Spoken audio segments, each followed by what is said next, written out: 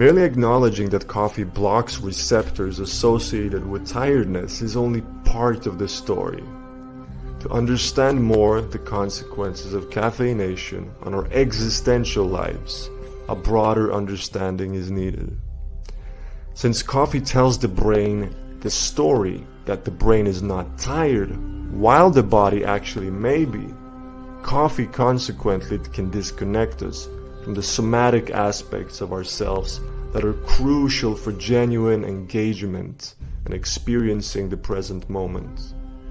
We can explore this concept further if we draw from ancient medical philosophies that view the body in terms of chakras or energy centers.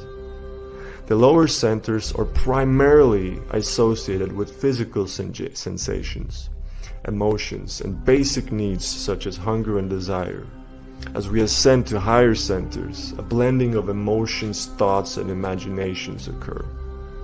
It is into these centers that information is put into, and this includes sense of urgency, productivity needs, and inspiration, which is what coffee often invokes. But it is also where overthinking tends to manifest. Coffee predominantly targets these higher centers, which can result in a sense of disembodiment and excessive spaciness. It is imperative that in choosing a romantic partner, or any partner for that matter, we are as grounded as we can be, with as little interference from imagination, projection, and expectation as possible. It is important that we do not divert focus from our bodies so as to not foster overthinking and nervousness, which are undesirable during a date where we aim to connect on a deeper level. Now, there is an irony in this. There is perhaps nothing that we yearn for as much as we do for connecting with one another. This often means there needs to be somewhat of a dissolution of the self in order for the relationship to form and take place. Yet if we hurry into this dissolution or bring about it too forcefully, such as with the help of substances, the bridge between altered state and regular self might become too long, and it might become difficult to take responsibility for what has come about during that adventure. Now, many people will say that, oh, but coffee doesn't affect me, having never really, for their whole life, gone without it. We start drinking coffee in our teenage years or early adulthood, and then on it sort of goes without much reflection. A life without the Java is reported on to feel like an unawakened life should we ever forget to drink coffee or not have the possibility to. The reality may be that caffeination is so deeply ingrained in our expectation of reality that it has become our new paradigm. And in our longing for deep connection, it may be advised to question whether the speed it introduces to our system is perhaps counteracting the possibility for anchoring love into our lives. Now, I realize that this may be an unpopular opinion. Many of us love our coffee and associate the morning ritual with our cups. We associate them with our meetups, with friends, with family. Quitting coffee may not always be the ideal thing to do either. It is sufficient to examine one's relationship with it, and with any high or urgent states that we find ourselves in, and what impact it has on our relationships and on ourselves. But coffee dates are not always about coffee. Often are they about the coffee shops themselves.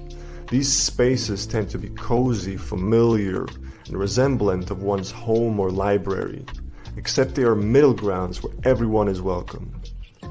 It is appropriate and humbling to take coffee in such spaces, since coffee is a drink which energetically tends to draw us the other way from what coffee shops look or feel like. That is, into high energies and urgency.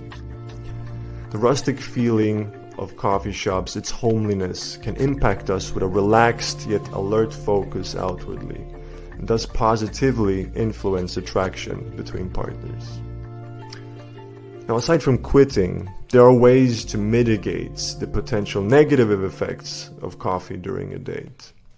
It is advisable to consume food alongside the beverage, thus nourishing the body while counteracting its stimulating and taxing effects. A lot of people have recently taken to bulletproof coffee, that is, coffee that is finely blended with either coconut oil and butter or MCT oils. They report that it grants them a much smoother, much more grounded and longer lasting alertness than coffee taken on its own. Now if bulletproof coffee is not your thing, don't shy away from a touch of sweetness, as sugar can infuse the date with a pleasant ambiance, easing conversations into topics like life stories, family bonds, and personal passions. The excitement of the date increases the likelihood of burning off the extra calories that the sugar presents.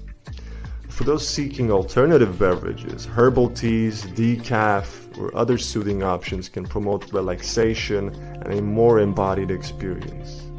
While beer can be very enjoyable, it may be a good idea to not overdo it, as it too can hamper judgment and lead us down rather illusory paths. Instead, consider alternatives such as gin, martinis, or refreshing smoothies enjoyed in the sun. Or why not a grounding Irish coffee? Coffee is a beloved beverage associated with our mornings, and it may have some downsides when consumed in excess. It can create a state where we feel less and think more, and potentially hinder us from our desired experiences in life, especially during dates. It is essential to reevaluate how we want coffee to influence our romantic pursuits and consider dosage or alternatives that foster genuine connections. Before a date, take a moment to assess your feeling of urgency. Reflect on the amount of coffee you've consumed, and whether your aim is to fully appreciate the person in front of you or if it is to impress them. While many of us embark on dates with a vision of love and romance, embracing spontaneity often leads to real connection. In the end, it's important to note that the effects of coffee on attraction are multifaceted and can vary among individuals. Personal preferences, tolerance, and culture can all contribute to the overall impact of coffee on attraction and romantic encounters.